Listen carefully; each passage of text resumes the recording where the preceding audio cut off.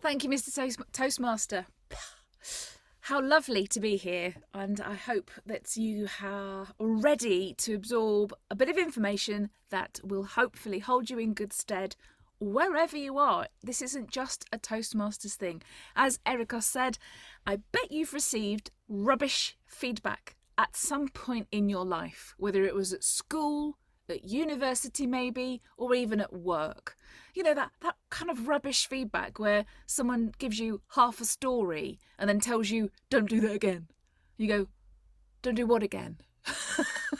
What do you mean? I'll give you for instance. So some feedback I got was 6 months ago, in a meeting, you asked someone a question and they felt embarrassed. Don't do it again.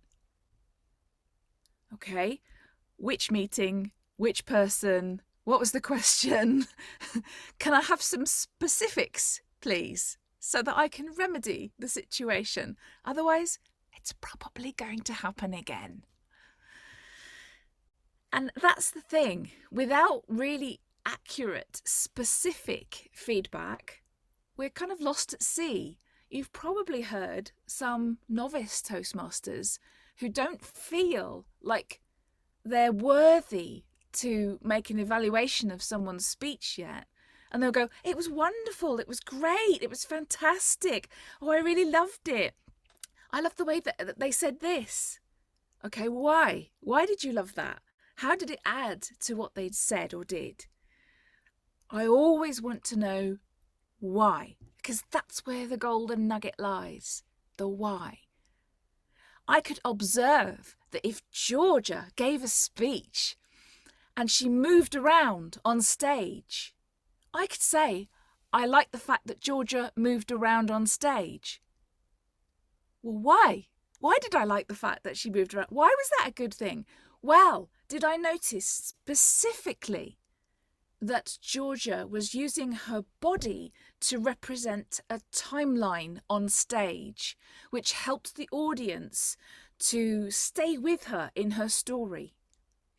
That might also be an opportunity for a point for improvement, because a lot of people, when they do a timeline, they'll say here, here, and here, which of course to the audience is back to front. In English, we write from left to right. So for the audience, if you're doing past, present, and future, the past is here, present, and future, which is back to front for the speaker. But when we deliver any talks at all to the audience, we're doing it for the audience, not just to the audience. And that's it. It's our gift to the audience, so that doesn't become a barrier, because there'll be people in the audience thinking, oh, she's done that timeline back to front. And now they're not listening anymore. But looking out for those very specific nuggets is how you paint that picture of why things worked well. In the same way, you wouldn't expect someone to receive feedback that is all pointing out the points for improvement, because not only would that individual feel quite crushed, even if they're an advanced speaker, but the new people in the room might be devastated to think that's what I've got to look forward to when I do a speech. And their anxiety levels will rise. They're the ones that will say, put me down for a speech, and then they'll put it off. And oh, no, I'm not quite ready. Can you do it next time? Can you do it next time, please? Because their anxiety is eating away at them, because they're anticipating bad news. Their own imposter syndrome is waiting for someone just to confirm how rubbish they are. And we all have that little imposter inside us. We all have an ego. Some of us would love to think we don't, but sorry to break it to you, we all have one.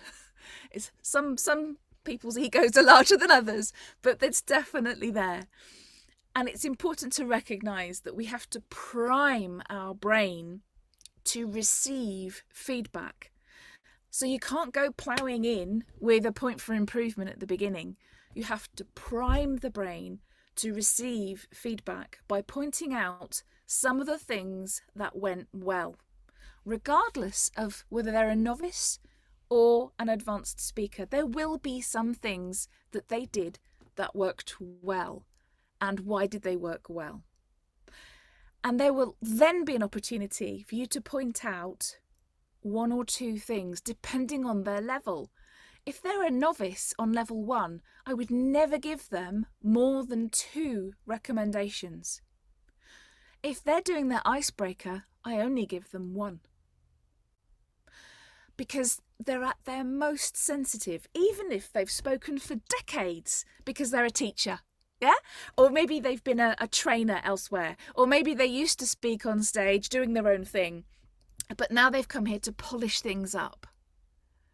The last thing they want is to think, oh no, I'm going to get criticised. That horrible word, criticism. Nobody wants that.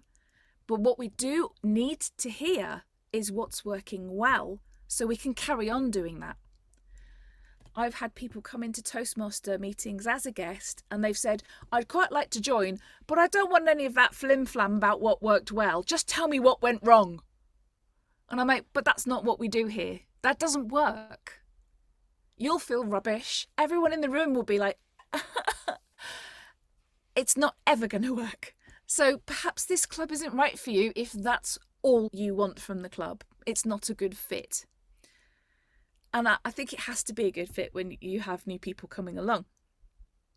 Now, what I'm going to do for you is pretend that I am listening to a speech, and I'm going to show you exactly how I write my notes, because one of the things a lot of people struggle with is how to even write the notes so that you can report out afterwards. So I'm hoping this will be the most useful to you.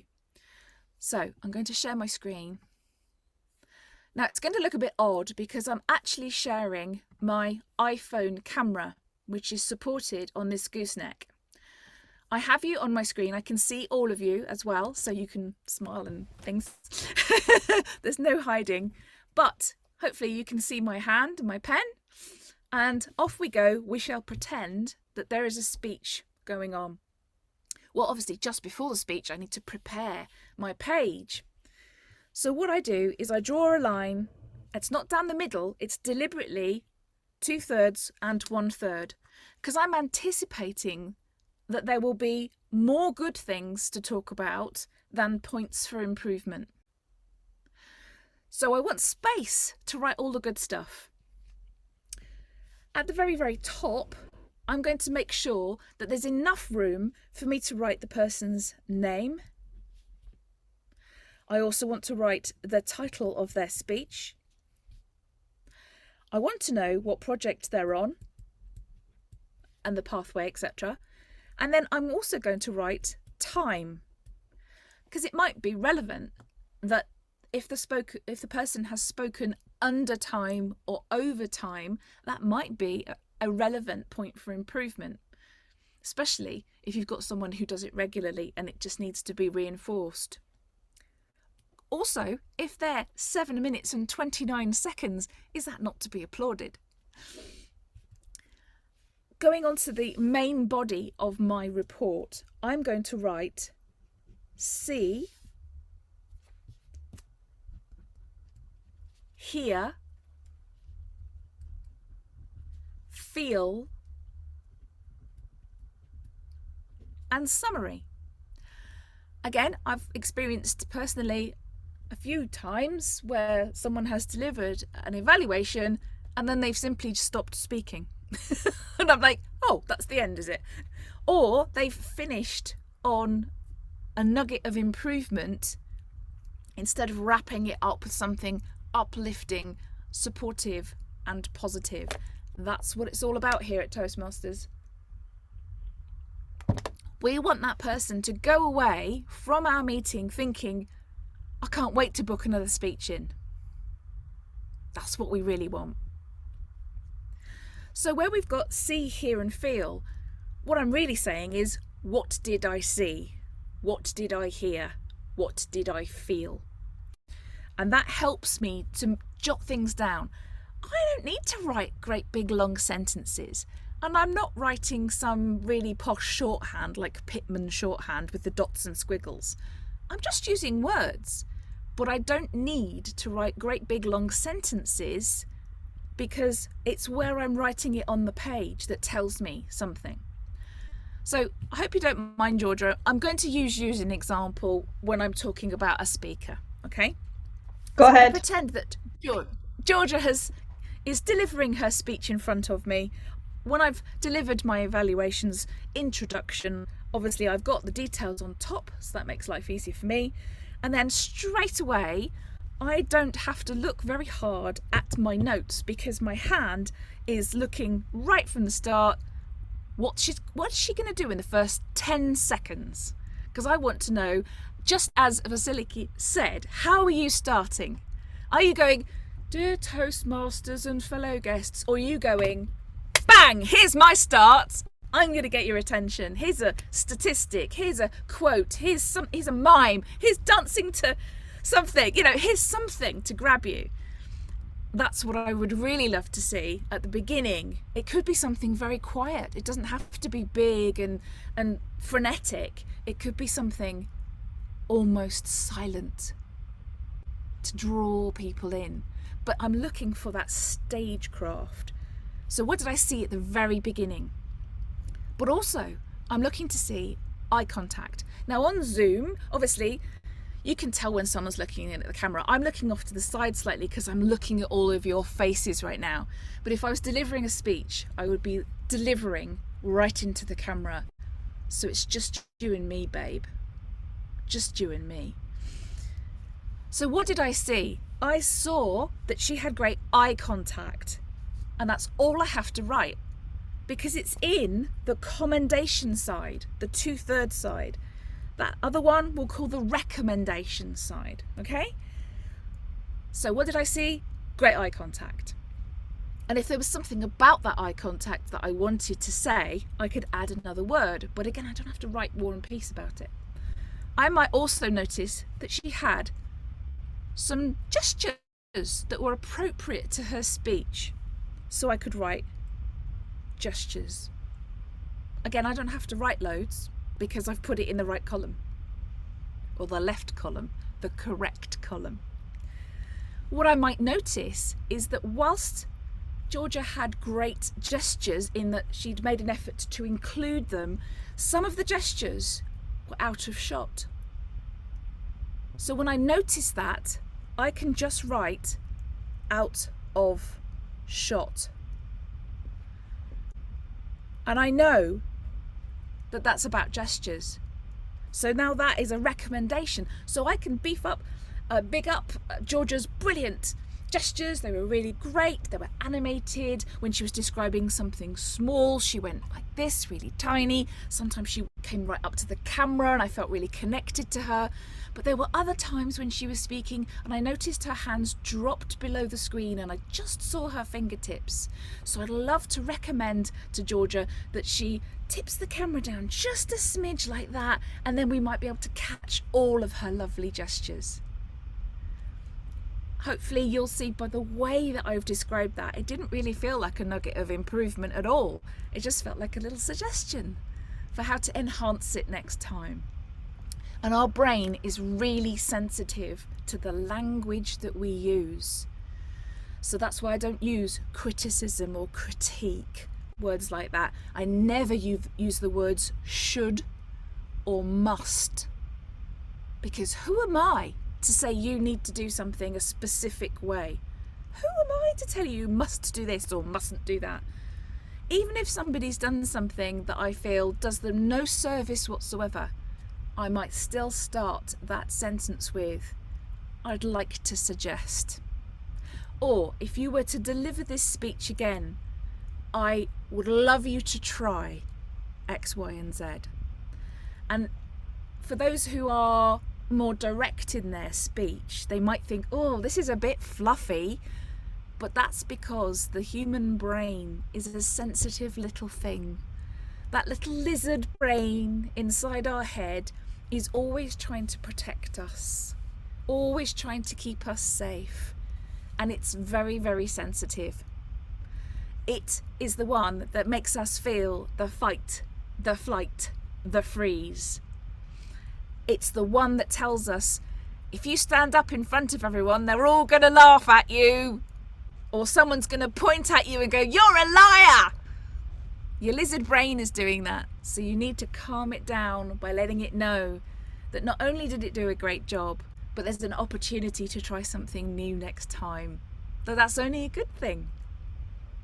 So back to our sheet here. I might hear some really delicious things. And I know that we often have a grammarian and an R counter in our Toastmaster meetings. But that doesn't mean you can't grab at least one delicious phrase. Maybe it's some alliteration that they used. You know, perfect purple poppies or something like that, and it was sort of spat out deliberately. So you're not just commenting on the alliteration of the three things, which was really beautifully said. You're also commenting on how it was performed, the impact of using that at that point in the speech. So here you might say some really specific stuff. So it might put perfect purple poppies. But what I want to do is try and watch the speaker for as long as possible, for as much as possible. So I don't want to be staring at my notes all the time. I just want to make light notes. And then when I report back, again, I don't need to write a script for my report back because I know what I means. So when I'm reporting back, I can talk about the great eye contact that I saw that Georgia had with us. I felt really included. You know, she had us on a good position on the screen and I felt like she was talking directly to me. You can say that because you were there. You can see, you remember it. You don't have to write eye contact directly to me, was in the centre. You will remember it, I promise you. You will remember it. There's a fear that we won't, but I promise you will. Onto the here, we might also use any noises. So again, we had this beautiful music at the start of a speech. That would be something you would say, oh, wonderful music at the start, what an impact that had.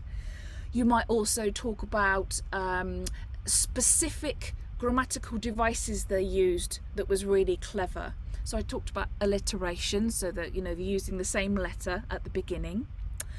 But it might be that what you've heard is them using the power of three: health, wealth and happiness, the good, the bad, the ugly, and demonstrating how easy it is for the human ear to remember that kind of dialogue.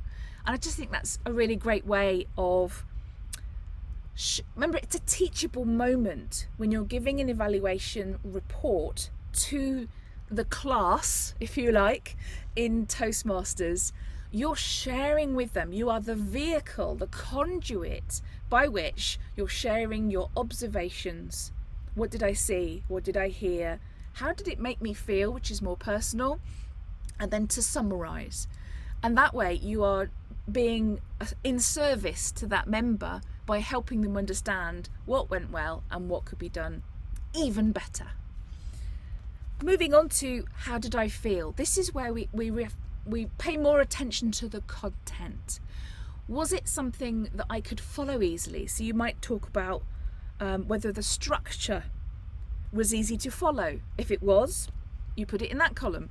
If you found it kind of wandered all over the place and you weren't really sure where it was going, you might put structure over here instead, and then kind of do a wiggly line to indicate it kind of went all over the place. I wasn't really sure where you were going. And that's a way of expressing that someone didn't clearly signpost what they were talking about. And you can smile when you deliver the report. A warm smile. You can have fun with it sometimes. You can be jokey, but not at the expense of the speaker. What else might I talk about when I talk about how I feel? Was there a conclusion? Or could that be another opportunity for a point for improvement where they did just stop speaking and they could have used a conclusion to knock it out of the park by making it really clear, not only am I giving you something to take away with you today, I've wrapped up this speech, and a really lovely way of doing it is to bring you back to what you started saying in your introduction. It's closing that loop, and that's a really lovely device to use when you're speaking. So noticing that is a good thing. So what else might we put in the feel? Well, was it emotional? Did you make me feel? Or actually, is another point for improvement the fact that it was obviously an emotional speech by the words that you used. However, you delivered it really quickly and upbeat, and you were smiling and you were talking about someone dying. So I was really confused.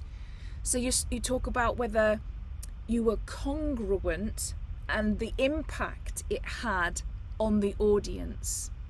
So did it match the body language, the voice, the feeling of that moment with what you think they were trying to convey in that moment?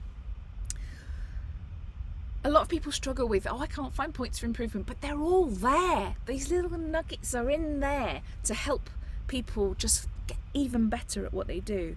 And lastly, we can hardly advise somebody else in their speech to have a conclusion or a summary at the end if we don't do it ourselves. Let's be a walking, talking example.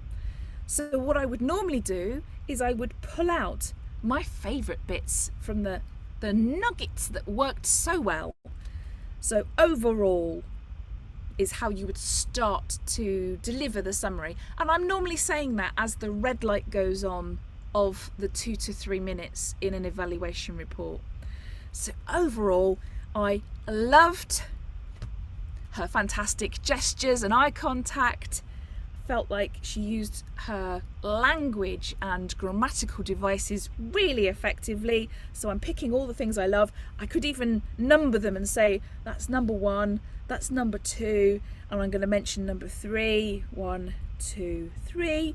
I would imagine you'd have lots of things on this page, so you're just cherry picking. Remember, there's no real right or wrong, it's just you're picking the ones you want to use today. And then pointing out that nugget for improvement and then wrapping it up with one line at the end, which uplifts them and makes them want to book another speech. That's the way to do it.